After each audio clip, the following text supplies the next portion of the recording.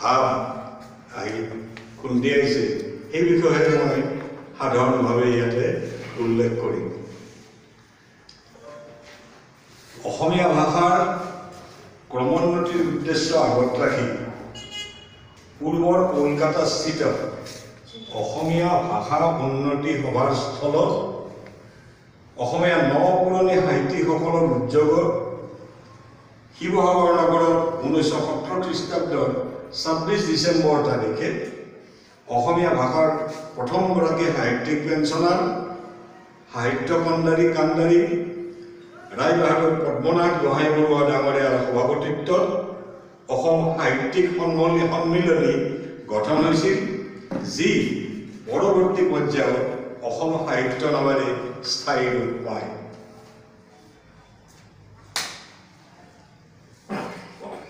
নিজৰ মুখৰ ভাষাটোৰ ৰক্ষণাবেক্ষণ শ্ৰীবৃদ্ধিৰ বাবে স্থাপন হোৱা অসম সাহিত্য সভা অসমৰ প্ৰতিগৰাকী লোকৰ বাবে অতি আপোন। সাহিত্য সভাৰ সভাপতিগৰাকী অতি শ্ৰদ্ধাৰ সন্মানীয় ব্যক্তি। অসমীয়া জাতিৰ যিকোনো দুৰ্যোগৰ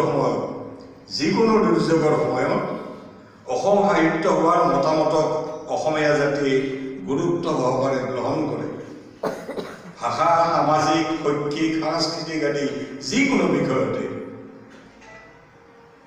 এই বিষয়ে আমি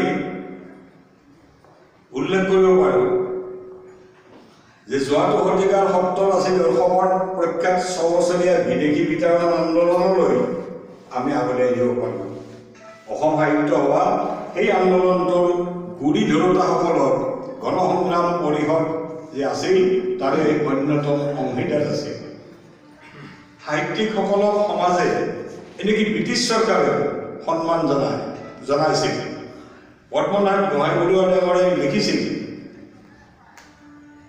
উদ্ধৃতি দিছোঁ মই, সাহিত্য দৰকাৰী গভৰ্ণমেণ্টে অনুগ্ৰহ কৰি 1909 চনত অসমীয়া সাহিত্যৰ উন্নতিকল্পে এই পুথিৰ লিখকক সাহিত্যিক পেঞ্চন এটি দান কৰাত অসমীয়া ভাষা বমলাৰ অপভ্ৰংশ এই কথা এই বাদ প্ৰতিবাদৰ অন্ত পৰিল।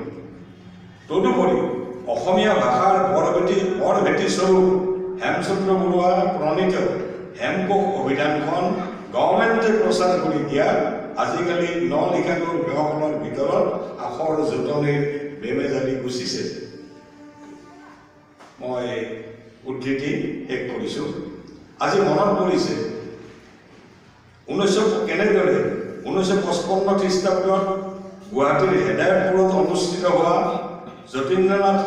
কবি যতীন্দ্ৰনাথ দুৱৰাৰ সভাপতিত্বত অনুষ্ঠিত সাহিত্য সভাৰ অধিৱেশন চাবলৈ চামতা হাইস্কুলৰ আমি নৱম শ্ৰেণীৰ দুজন ছাত্ৰই আহি ৰঘুনাথ চৌধুৰী, অম্বিকাগিৰি ৰায়চৌধুৰী, নলিনীমালা দেৱী, মিত্ৰদেৱ মহন্ত, অতুল চন্দ্ৰ হাজৰিকা, কুমাৰশ্ৰী মধুসূদন, বিনোধৰ শৰ্মা, মহেশ চন্দ্ৰ দেৱগোস্বামী, সৈয়দ আব্দুল মালিক, লীলা গগৈ, ত্ৰৈলোক্যনাথ গোস্বামী, দিব্যেশ্বৰ নেওগ, মহেশ্বৰ নেওগ আদি সেই সময়ত বৰেণ্য সাহিত্যিকসকলক সোঁৱৰণিৰে দেখি ৰোমাঞ্চিত হৈছিল।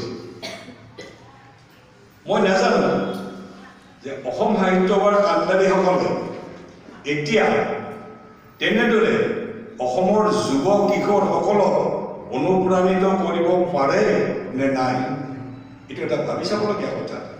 আজিৰ সভাৰ উপস্থিতিয়ে মোৰ এই কথাটোৰ ইংগিত দিয়ে।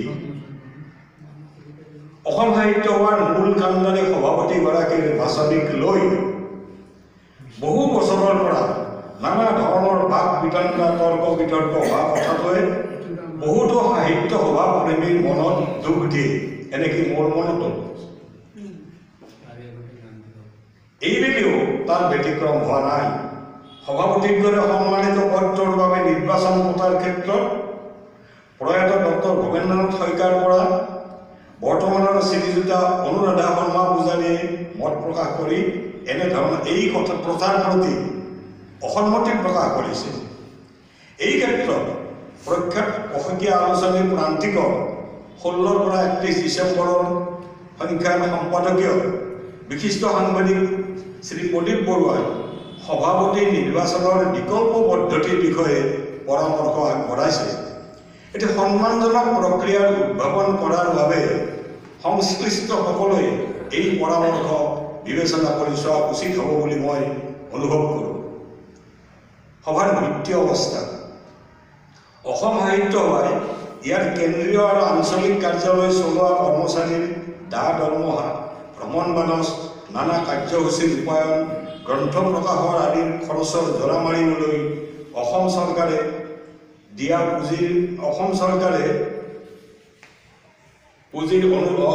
সাহিত্য সভা অসম চৰকাৰে পুঁজিৰ অনুদান আগবঢ়াই আহিছে। কিন্তু তাৰ বাবে সভাই নিজা উৎসৰ বাবেও সচেষ্ট হোৱা আৱশ্যক।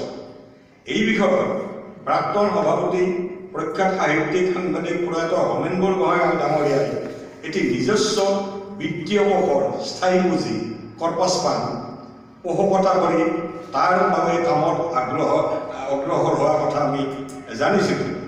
সেই প্ৰশংসনীয় প্ৰচেষ্টা বৰ্তমান কেনে অৱস্থাত আছে সেইটো সাধাৰণ ৰাইজে গম নাপায়। হোমেন বৰগোহাঁই ডাঙৰীয়াই কৈছিল যে তেওঁ হেনো কেইবাজনো ধনী মানুহে ইণ্ডাষ্ট্ৰিয়েলিছে বা অসমৰ বাহিৰৰ মানুহ ভাৰতীয় তেওঁলোকে কৈছিল যে আপোনাক কিমান টকা লাগে। সেই সময়ত তেওঁ কৈছিল মোক 2 কোটি টকা লাগে, সেইখিনি আমি দিম। কিন্তু তেওঁ কৈছে যে নাই, এইটো প্ৰত্যেক অসমীয়া মানুহৰ নিজৰ এইটো এটা অনুষ্ঠান, প্ৰত্যেকৰ পৰা আধ্যাত্মিকভাৱে আমি পুঁজি সংগ্ৰহ কৰি এটা ডাঙৰ পুঁজি গ্ৰহণ কৰিম। আৰু তাৰ কাৰণে তেওঁ বহুত সফল হৈছিল। আমি নাজানো এতিয়া তাৰ অৱস্থা কি ধৰণে আছে। আনহাতে